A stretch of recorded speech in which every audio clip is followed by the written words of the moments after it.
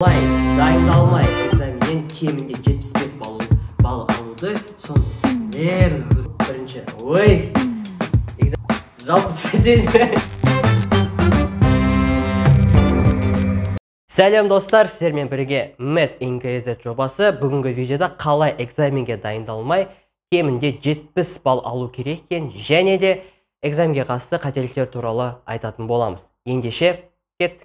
Жалпы студент медиктердің ең негізгі қателіктерінің бірі ол медицина университетіне түсу. Көп студенттердің жасайтын қателіктерінің бірі бұл экзаменге бір немесе 2 күн қалған кездегі дайындығы. Осы қателіктің себебінен медицинада оқу қиын деген мифтер пайда болды. Асылында медицинада негізінде оқу оп-оңай. Ну, хотя это не точно. Сильное заявление. Проверять я его, конечно, не буду.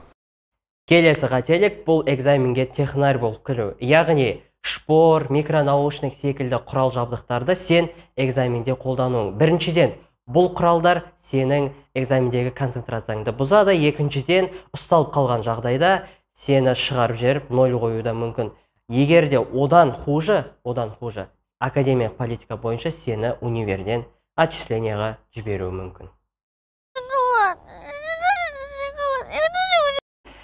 Келесі қателіктің түрі бұл экзамен алдында кофе, энергетик, не болмаса майлы тағамдардың жеуінде. Өйткені бұл тағамдар сенің ас қорыту жүйеңе және де жүрек қан тамыр жүйесіне зиянды ықпал етуі мүмкін. Қарапайым мысал, кофе және энергетик бұлар ас қорыту жүйесінің моторикасының күшейтуіне ықпалын тигізеді. Соның әсерінен экзаменде отырған кезде былайша айтқанда ішінің ауырсынуы, жүректің айнуы деген секілді симптомдар болуы мүмкін. Осы зиянды ықпалы саған экзаменде концентрацияңды бұзуыңа әсерін тигізеді. Сол себептен де бұндай тағамдардан аулақ болғаның жөн. Енді самый маңызды моментке тоқталып кетейік. Қалай экзаменге дайындалмай кемінде 70 балл алып кетуге болатынына айтып кетейік. Енді ең бірінші қадам бұл экзамен форматын анықтап алу. Өйткені медицина университетінде экзамен түрлі форматтарды өтуі мүмкін. Ол тест, жазбаша болуы мүмкін, не болмаса ауызша форматта өтуі мүмкін. Сол себептен де ең бірінші қадам экзаменнің форматын анықтап алу. Келесі қадам бұл сабақ басталған кезде бірінші сабақтан кафедрадан емтихан сұрақтар тізімін алу. Не болмаса кәдімгі силабустағы сұрақтарды алып дайындалсаң да болады. Өйткені емтиханның сұрақтары тікелей силабустағы сұрақтардан құралады.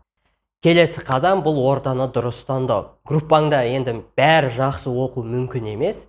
Сол себептен де группаңызда жақсы оқитын студентпен дос болып, және соны талқылау немесе білмеген сұрағың болса содан сұрап алу жеңілге соғады. Дай өзің кейін ұялғаннан оқи бастайсың. Егер группаңда ешкім оқымайтын бәрі пятикантроп болатын болса, онда өзің жақсы оқитын студентке айналуың міндет болып саналады. Қасыңда егер де ниеті оқуға бар болатын студент болатын болса, соны ұстап алып, күнігіде өзің үйде сол студентке түсіндірме ретінде дайындалып, сол студентке күнде сабақ барысында түсіндірсең болады. Өйткені ғалымдардың айтуы бойынша 95% ақпарат біреуге түсіндірген кезде есіңде қалады. Сол себептен де осы қадамды ұмытпай орындасаң нұр үстіне нұр. Жоғарыда айтылған қадамдар саған қиын немесе ол қадамдарды жасауға ерінетін болатын болсаң, жай ғана лекция тыңдасаң болады.